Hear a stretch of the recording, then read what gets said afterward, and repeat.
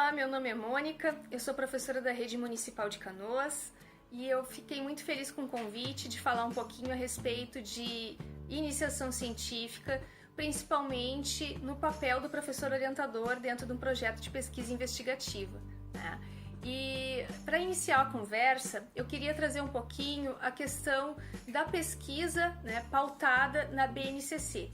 Então, na BNCC, nós temos na competência número 2, né, que diz sobre o pensamento científico, crítico e criativo, que traz algumas ideias que devem ser trabalhadas com o estudante ao longo da educação infantil, do ensino fundamental e também do ensino médio, aonde, né, por meio dos trabalhos desenvolvidos por todos os professores, não está especificado nenhum componente curricular específico, né, aonde é colocado a exploração de ideias, as conexões, né, de ideias que vai então trazer os conhecimentos prévios associados aos novos conhecimentos que esse aluno vai obter ao longo do seu trabalho, né, a criação de processos de investigação, soluções para esses problemas levantados, a execução de uma proposta, né, testando, né, e confirmando ou não, né, as suas hipóteses, a formulação de perguntas, que é o essencial para a construção de um projeto investigativo, né? O projeto investigativo ele sempre parte de um questionamento, nenhum questionamento na escola é ruim, o professor ele deve fazer com que os alunos perguntem, né? Perguntem muito. E a partir desses questionamentos colocados pelos alunos é que o professor vai observar aqueles que são realmente elegíveis a uma investigação e aqueles que vão fazer com que guie o seu trabalho para que ele possa qualificar, né, dentro dessas dúvidas que surgiram nos alunos e que talvez esse embasamento que ele vai trazer por meio dessas outras perguntas sirvam também para responder as perguntas investigativas. Dentro também da competência número 2, a interpretação dos dados também é um aspecto muito importante. A lógica e o raciocínio, o desenvolvimento das hipóteses, a avaliação do raciocínio e a explicação das evidências. Então é um conjunto de competências, né? Um conjunto de habilidades, né? As competências gerais não são somente voltadas para a questão da pesquisa. Nós temos outras competências que trabalham a questão da comunicação, as questões socioemocionais, né? As questões de linguística.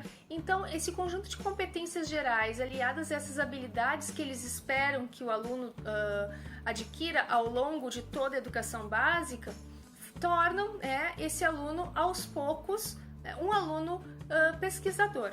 Mas o que faz, né? O que difere a questão de um professor pesquisador e orientador de um professor que trabalha, né, na sua sala de aula?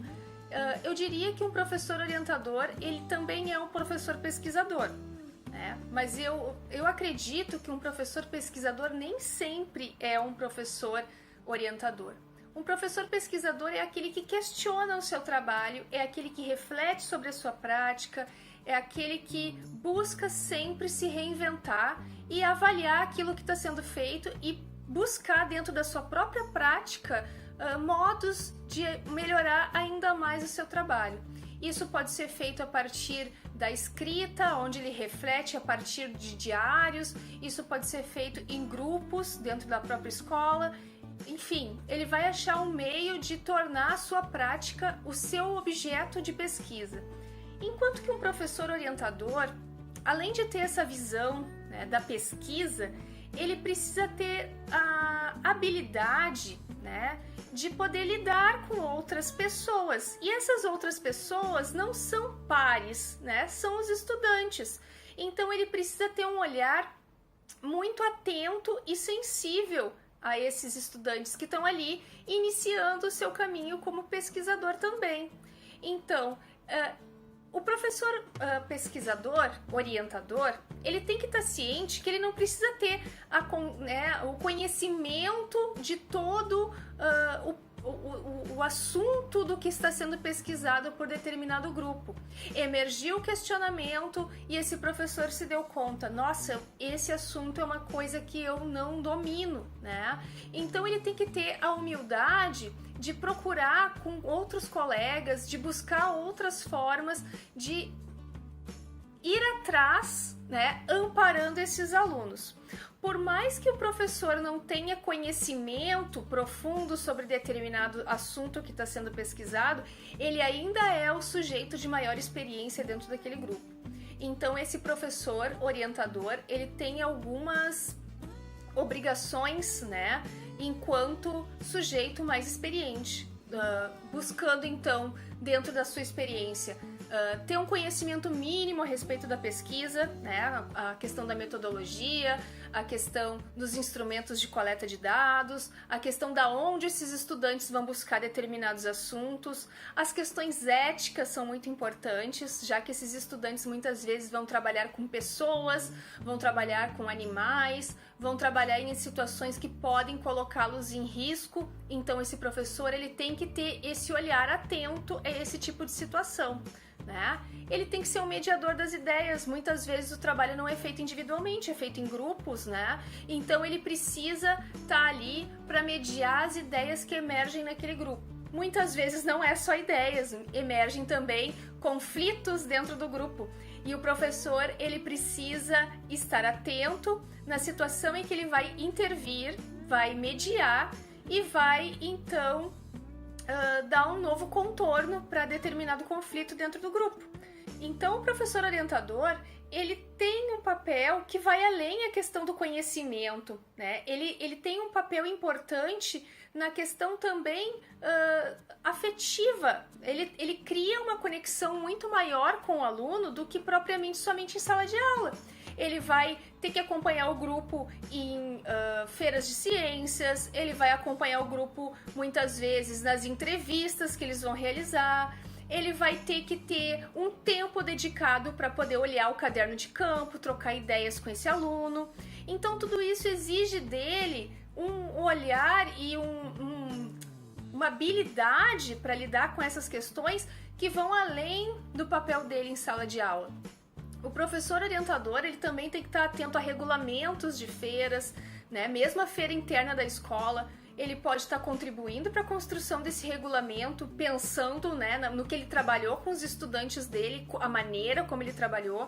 Eu penso que toda feira tem que ter um caráter pedagógico, no sentido de que não é só a feira pela feira, mas é principalmente a questão do que o aluno e o professor estão aprendendo com aquela atividade, porque a feira em si, ela tem aquele momento da divulgação do que foi feito num período de tempo, mas e o depois da feira? E o antes da feira? E o tempo que esse professor levou para fazer essa construção do projeto? E isso também é uma aprendizagem, isso também gerou para esse professor e para esse estudante uma gama de conhecimentos. Então isso também tem que ser considerado na questão do trabalho do professor orientador. Não é todo professor que vai fazer um trabalho de orientação que vai ter esse olhar para o aluno e nem para a feira. Muitas vezes o professor vai à feira, ele vai muitas vezes à feira, mas ele não percebe a feira como um local de aprendizado. Assim como ele também não percebe esse momento de orientação como um momento de aprendizado tanto para ele quanto do estudante, mas uma simples tarefa, né, dada a ele que ele tem que cumprir. O professor orientador, ele está sempre aprendendo junto com o aluno e isso faz com que o projeto não seja um simples aprendizado só para o estudante, é um aprendizado para ele também. Cada projeto que ele investe o tempo dele enquanto orientador traz para ele um enriquecimento, né, tanto de conhecimento como também socioafetivo, né? Então, o papel do professor orientador, ele é muito importante para a constituição de um projeto. O aluno que pensa que ele consegue construir sozinho, eu acho que é muito perigoso, porque as questões éticas, as questões de contatos, uma rede de contatos, muitas vezes que esse professor tem, a questão do saber aonde buscar e construir, e isso ele precisa ter o amparo de uma pessoa mais experiente, né?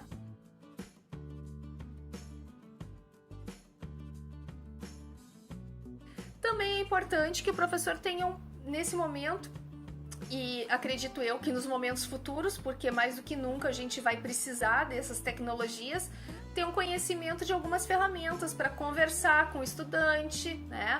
Algumas ferramentas para trocar ideias de forma escrita, né? Alguns materiais, ferramentas que ele possa estar catalogando, que ele possa estar, enfim, construindo, né, um caderno de campo, que não é um caderno de campo, porque o caderno de campo ele precisa ser um caderno em papel, onde o aluno vai fazendo as suas anotações, mas ele tem que ter um mínimo de contato com esse estudante para saber o que o estudante está fazendo. Então é preciso que o professor, juntamente com o estudante, encontre meios para que essas trocas constantes sejam feitas, né? Aproveitar nesse momento também o acesso às redes sociais, tanto Instagram, Facebook e outras redes sociais, para observar como as pessoas vêm fazendo a divulgação científica. Hoje, mais do que nunca, a divulgação científica vem sendo feita, né, de uma forma muito democrática. A gente vê trabalhos de estudantes de diversos níveis sendo colocados no YouTube, sendo colocados, né, no Instagram. Então eu acredito que seja um momento para se observar como está sendo feito isso e até mesmo seja um momento de criar a sua forma para divulgar o seu trabalho. Porque tão importante quanto produzir um projeto é divulgar um projeto. Porque é a partir da divulgação que eu vou ter a troca com outros públicos, eu vou ter as críticas e vou qualificar o meu projeto. Então é uma etapa muito importante, sim. E já que eu não estou presente em uma feira presencial, eu preciso ter outros meios para colocar o meu material ao crivo de outras pessoas, né? Então, nesse momento de incertezas que a gente está vivendo, eu acredito que também seja um momento da gente inovar, né? Então eu acredito que nós precisamos olhar esse período que a gente está vivendo como também uma oportunidade para a gente descobrir outras formas.